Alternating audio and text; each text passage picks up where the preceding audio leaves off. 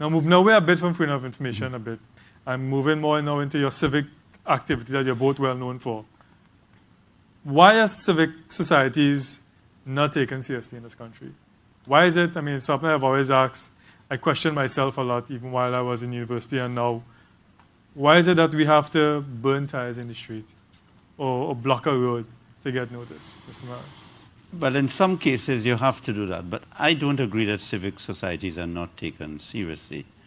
I think that they are taken seriously, but I think that what has to happen, there have to be, I think there have to be more unity with the civil societies and the civic societies.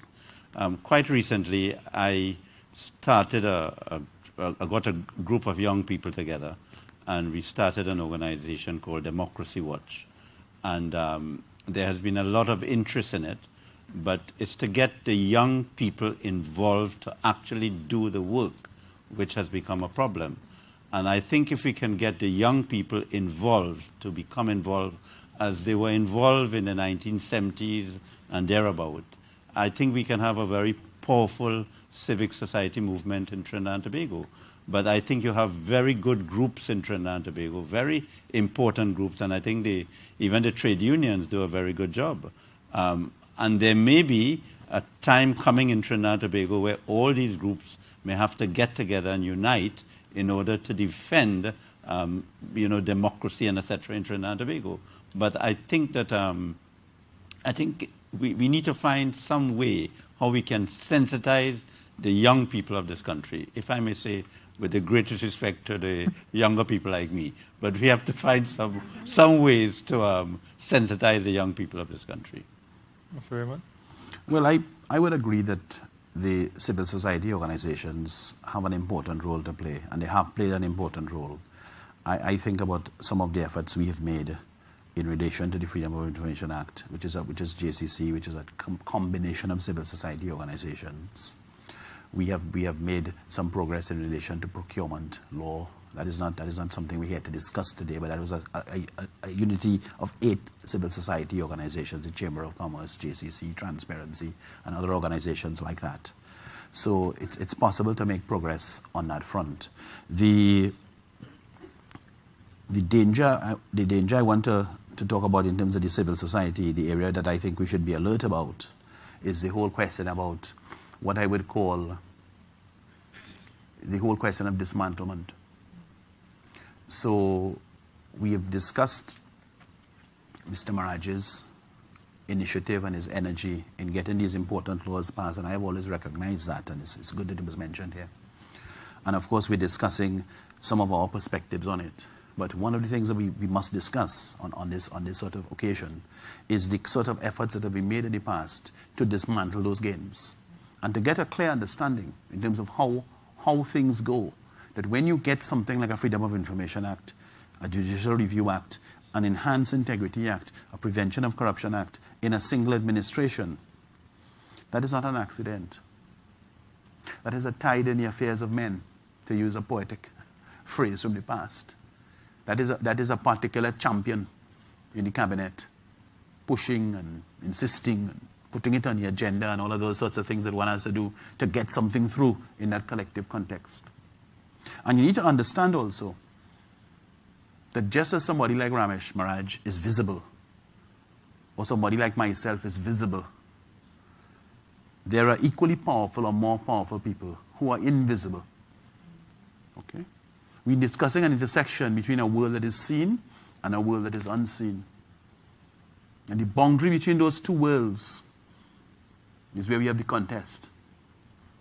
We're discussing a world in which the very Freedom of Information Act that we're discussing here, there's been a serious assault on it. And that assault, I would delineate. There's a TSTT case, Magdalena Samaru versus the TSTT.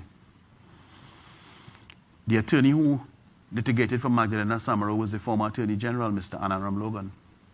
And Mrs. Samaru was litigating to get a particular document out of TSTT. She litigated in 2006. Mr. Manning was in power, and so on and so on. This is one of those pieces of litigation like that. And it was alleged, to use a popular phrase, it was alleged that the Integrity Commission had written a letter to the board of directors of TSTT, giving them what in Trinidad and Tobago we call a bly, giving them permission not to follow the law. It was alleged. And the permission was given in the context of TSTT having taken up litigation in 2005, I'll get to that later, against the very Integrity Commission and the remit of the Integrity Commission. So the Integrity Commission, helpfully or otherwise, was alleged to have written a letter to the directors of TSTT. Ms. Magdalena Samaru, whoever she may be, took up the lawsuit with Mr. Ramalogan's assistance, and they won the case. And the turning point in the case, this is where it gets interesting. This is not me rambling on. It's a very interesting point. The turning point in the case was, what is a public authority? The Freedom of Information Act describes a public authority because the people who are under the umbrella of the Freedom of Information Act are public authorities. What is a public authority? A public authority is something that's under the control of the state and that is funded by the state. Justice Carlton Best, the late Justice Carlton Best, he's passed on now, in that 2008 ruling, ruled that TSTT was a public authority. There's a list of state enterprises in the Ministry of Finance. He found it on the list. Whenever they have to appear before the Joint Select Committee, the minister is there and the permanent secretary. The judge cited all of that in his ruling. And he made the point that TSTT must be a public authority. Therefore, they must provide the information. Of course, the case went straight off to appeal because, as I said, there's a visible world. This is like astronomy, and there's an invisible world below the surface. People who never show their faces. And I'm coming to a point. It went to the appeal court. Of course, as we know, the partnership won the election, and Mr. Ramalogan became the Attorney General, as Ramesh Maharaj said a little while ago. And another lawyer took over the case for Mrs. Magdalene Samaru. And that case was disposed of. That's the word lawyers use. It was disposed of on the 28th of October 2013 in the appeal court. And the disposal of that case is something that is quite remarkable. So, the judges got together that day, and I obtained the transcript of the hearing because there wasn't a ruling and there wasn't a judgment. But there was a conversation in the appeal court. And it's a transcript that's only 1.5 pages long, and it's truly remarkable. And the judges tell the litigants that, listen, we've read everything, and we understand that you don't want to continue this case. You want to discontinue it, and you want to settle costs out of court, because that is what they do. They compromise the case, which means that they settle the case outside the doors of the court, yes? And the judges then did a remarkable thing. So they agreed that the case wasn't going to go on anymore. They agreed that there was no need for a ruling or a judgment because both parties weren't suing each other anymore. And then the appeal court judge said, and that precedent in Justice Best's ruling, he's speaking to the TSTT. He's speaking to the TSTT attorneys. He said that precedent in Justice Best's ruling that is causing you so much difficulty, we would extinguish it. So the ruling of Best in 2008 that TSTT is a public authority under the remit of the Freedom of Information Act was extinguished by the appeal court in a case where they made no ruling or any judgment. It happened in this country, 28th of October 2013. And what is the importance of all that? Why am I beaten up over a small thing like that? Let me tell you why it's important. I'll put it in a bigger context and I'll bring it to today's context. The bigger context is this. The biggest deals in the world, the hugest deals, infrastructure deals, construction projects, commercial deals are being executed today by means of a vehicle, a series of vehicles called public-private partnerships. TSTT is a public-private partnership. We need to get economically and financially literate here. And if TSTT as a public-private partnership, well, we already know the appeal court decided on the 27th of June 2013 that TSTT is not a state enterprise, right? So they're not under the Integrity Act. That was in this country. And the 28th of October 2013, as a follow-up, is like a 1-2. They extinguished the precedent that was causing them so much difficulty. So in fact, TSTT is not under the Integrity Act, it's not under the Freedom of Information Act. And at this moment, take a stop and consider the bacchanal that's taking place inside TSCT with cable and wireless, and what's happening to our country's telecommunications, and the critical importance of telecommunications to take our society and our economy to the next place. We do not have a window into those conceptions because our Freedom of Information Act has been extinguished. It was a conception that was causing them difficulty, you see. Very helpful. And the Integrity Act was extinguished 27th of June 2013. That's where we're sitting now.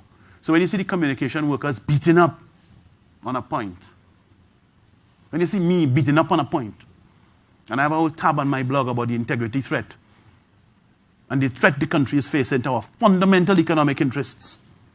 This is no joke, you know. This is very serious. This is about our future. And we have to get this right. That Integrity Act needs to apply to all of those bodies that are publicly funded, even if it's a penny. And more to the point, all of those bodies are transacting public money.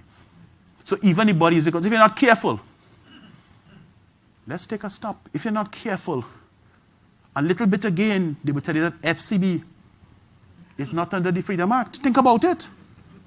Because it makes a profit, so it doesn't take any money from the Treasury. It's only part of the shares are owned by the government now, right? Because we own the other part. Okay? So a little bit again, I'm making a sketch for you about the impact and the implications of these things, and to bring it in context in terms of our economic and our financial understanding about our own country's interests.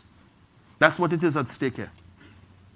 Okay, it's very, very important. Don't let anybody fool you. I'll never forget those words. He was going to extinguish a president that was causing TSCT so much difficulty. So in fact, the notion that TSCT is a public authority under the Freedom of Information Act has now vanished from our law books. Fortunately, on my website, you would find www.afroraymond.wordpress.com. You would find the Carlton Best Judgment, which is not online in the TT Judiciary website. I had to get a scan of it.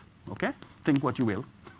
And the transcript of the hearing of the appeal court of the 28th of October 2013, they're both on my website, which is under proper protection, warehoused outside of Trinidad and Tobago, which is part of the information war. Okay? If I may Yeah. just, Understand that?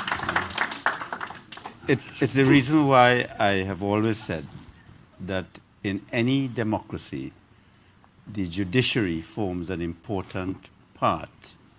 And without the judiciary enforcing the law or properly interpreting the law to give effect to what is stated in the Act or not determine it with the spirit of the legislation can pose a serious problem. And one of the things that we have been educating people about in Trinidad and Tobago is the whole question of Caribbean Court of Justice and Judicial Committee of the Privy Council. Now, I don't want to change the topic, but if you look at the decisions of the Privy Council in politically sensitive matters from the Caribbean, you'll see a different kind of decisions to when you look at judgments from the Caribbean in the various courts of appeal. So you could have the best law in the country, but it's very important for democracy, for the judiciary to be able to discharge its functions. Because if at any time in any country a judiciary becomes a part of the government, then you do not have any democracy.